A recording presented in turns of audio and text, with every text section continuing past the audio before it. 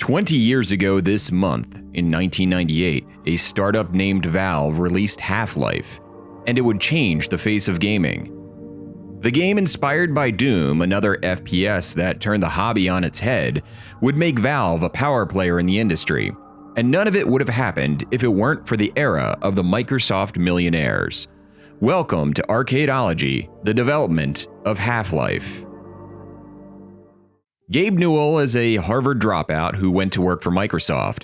However, in the early 80s when he started, the company was not nearly the powerhouse it is today. His story of starting at the company is very reminiscent of others in the early days of the software industry. He was constantly at the office, visiting his older brother who had gotten a job there, to the point of aggravating Steve Ballmer. According to Newell, Ballmer finally said to him one day, "Well, if you're going to be spending all your time hanging out here, you need to do something useful." Soon, Gabe was working for the company. I learned more in 3 months with those guys at Microsoft than I did the entire time I was at Harvard. In Harvard, I learned how to drink beer while doing a handstand in the snow, which, is a useful skill, but not nearly as useful as how to actually develop software. So it's understandable from Gabe's point of view why trading the Harvard Crimson for a job at Microsoft made sense. He spent more than a decade at the company working on early versions of Windows. This period of time in Microsoft's history is known as the era of the Microsoft Millionaires. In the early years, employees received stock options as part of the compensation package. Not just programmers and salespeople, but all the way down to janitors. During this time, the company would generate nearly 10,000 millionaires, all living in the Seattle, Washington area. In a Washington Post article on the topic, Roberta Power mentions, "It knocked our economy out of kilter. You got really high levels of consumer spending, houses, cars, boats, that were not sustainable. You got all kinds of investments that were predicated on a fantasy that this flow of money would go on forever." Roberta Power, economist, Washington State Employment Security Department. This is not totally related to the history of Valve, except that Gabe Newell and co-founder Mike Harrington were part of this wave of millionaires, and inspired by fellow Microsoft alum Michael Abrash, who left to work on Quake for id Software, they decided to start their own company in 1996. One of the first things Newell and Harrington did was pay Abrash a visit at id Software. According to Abrash in an interview with GameSpot, the id guys were none too thrilled to have the meeting. Let's put it this way, it wasn't like when 9 Inch Nails came to visit. That was a cool thing. These were guys that worked on stuff like Microsoft Bob and home automation. You're not going to walk into the coolest game company on the face of the earth and have the guys say, "Wow, nice to hang out with you." Michael Abrash. The idea was to learn what they could from id and build upon the hard work that Carmack and team had already put into the engine, rather than starting from scratch. They were trying to be realistic about their prospects. When we sat down and looked at it, the areas that we wanted to be innovative for first-person action games did not require us to be innovative in the areas where John had already done a lot of work.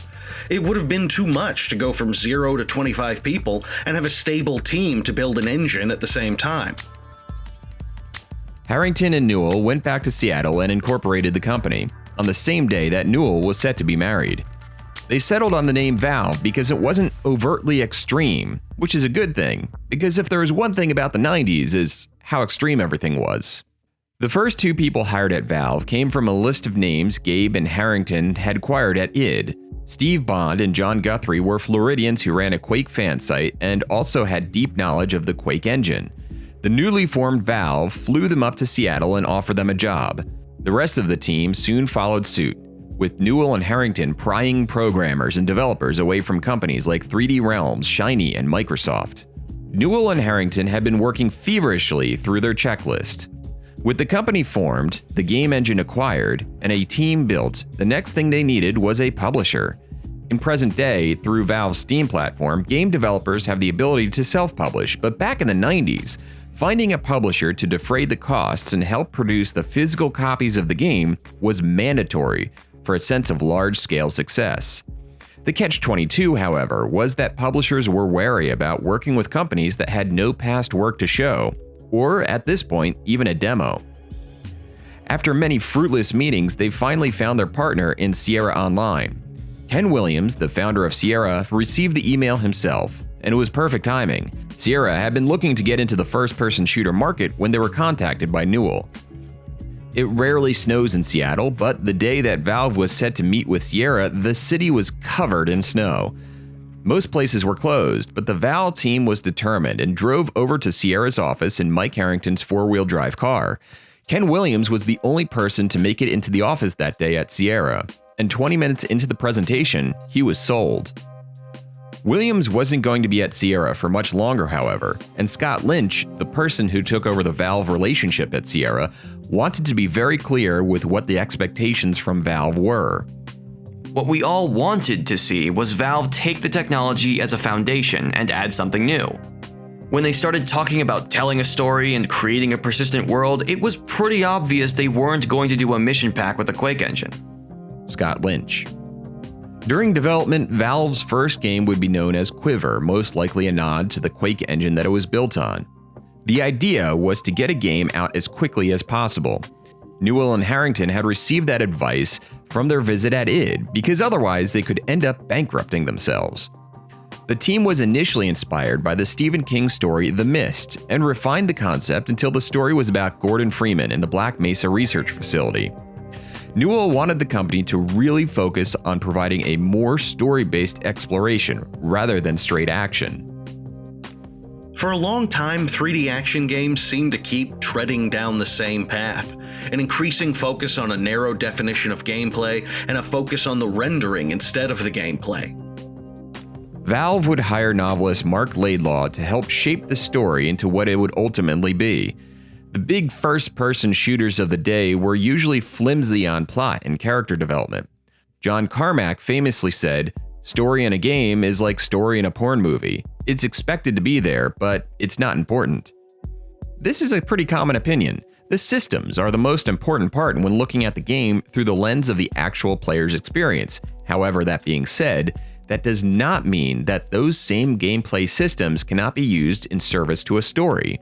And if the story is going to be there, why not try to make it a good one? Laidlaw put it like this: in a lot of shooters, for all you know, you could be a weapon walking around a level. It's pretty clear in Half-Life that's not the case. Much of what they had planned for the game would not work in the Quake engine out of the box. The engine had not been designed for characters to be able to speak. To rectify this, they modeled the characters using skeletal animation. Ken Birdwell and Kelly Bailey worked secretly to design a way to get the characters' mouths to actually move, and floored everyone when they did. As the game continued development, the gaming public started to become more aware of it. The first screenshots of the game were released in May of 1997, and they didn't show a whole lot. Then at E3 1997, a gameplay trailer was released, and although the team received positive feedback, they were not totally happy with the product. They did not feel that it would be able to be released by Christmas of that year, and upon further inspection, decided that they needed to break everything apart that they had done, take the pieces, and start over again. On a post on Gamasutra, Ken Birdwell outlined what they felt about the original version, and the process by which the new version of the game was designed. What they came to realize was that Half-Life, as it was no better than a Quake total conversion. Basically Quake with different graphics. They knew that adding just a few more months to the development cycle would result in a game that was more polished, but not any better. One of the first steps after deciding to scrap the original version of the game was to see what worked and what didn't. The team designed a single level that had all the design elements and technology that they had created over the previous year for the initial version of the game. Once the exercise was complete, they moved on to the next version of the game with a design led by a committee. There was no lead game designer on Half-Life or director that many present-day games have. Instead, what they had was referred to as the Cabal. The Cabal was a cross-disciplinary team that would spend several hours a day, several days a week working out the high-level details of the level design, as well as scripted elements. This team included 3 engineers, a level designer, a writer, and an animator. It wasn't clear that egos could be suppressed enough to get anything done. The opposite was true. The people involved were tired of working in isolation and were energized by the collaborative process, and the resulting designs had a consistent level of polish and depth that hadn't been seen before. The main Cabal would have a rotating membership to ensure a cross-section of the company was represented and to prevent burnout. According to Birdwell, collaborative teams sprung up in other departments to solve smaller problems once the success of the Cabal became evident. After the first month, they had compiled a 200-page design document and appointed someone to manage it. Playtesting started in the third month of the redo. Sierra, the publisher, handled pulling in players from the area, and during each session, a member of the Cabal, the level designer, and occasionally an engineer would sit silently and observe the player and take notes. Ultimately, there were over 200 playtest sessions, with each session giving the team an average of 100 action items. That is about 20,000 action items that were generated from the playtest sessions alone. The use of data in the design of the game was fascinating. According to Birdwell, they began tracking every data point as players played through the game and graphed them. For example, when they saw that a player would go through a level with too much health for too long, they made the determination that the level was too easy, or if there was too much time between encounters, too boring. As they fine-tuned the levels, the collaborative process became common for the level designers as well. Although each level had a lead level designer, the other level designers would ultimately make tweaks and edits as well. Birdwell mentions this worked because each of the designers had a particular strength that they could bring to the table, whether that be enemy placement or the geometry of the level. At the risk of opening old wounds, this quote from Ken Birdwell made me chuckle the more I thought about it. The net result is that we threw out just about everything. All the AI was gone, and we gutted the levels. In reality, Half-Life got delayed because of Half-Life. The game is really Half-Life 2. It's an incredible game. So with that logic, Half-Life 2 was Half-Life 3. All kidding aside, the development of the first Half-Life game can show just how easy it is to let games slide down the calendar. With the initial expectation of spring 1998, the game quickly found itself being pushed out the door finally around Thanksgiving 1998. Back then, however, Valve was working under the pressure of being a startup as well, and managing the relationship with Sierra. There's little external motivation for present-day Valve to rush anything they don't want to do, which possibly is one explanation for Half-Life 3. But enough present-day talk. At the 1998 E3, Valve demoed a brand new version of Half-Life, and once again, expectations went through the roof. It would take the dreaded crunch, though, and scrapping parts of the game in order to make it to its final release in November of 1998. The opening of the game became somewhat famous with the player character, Gordon Freeman, riding the tram on his way into work. We see the Black Mesa research facility before any sort of disaster has occurred. According to writer Mark Laidlaw, the idea came to him and level designer Brett Johnson when they were reviewing the opening level. Mark was curious to see what the level would look like without the destruction. The result was the opening sequence we all know today. Unfortunately, there aren't a whole lot of records of Half-Life's development process. Everything that I've mentioned so far are the anecdotes and recollections of people that worked on the project. In 2017, Eric Johnson revealed in an interview with Gamasutra that the VSS, or shadow copies of the previous versions of development, had been lost.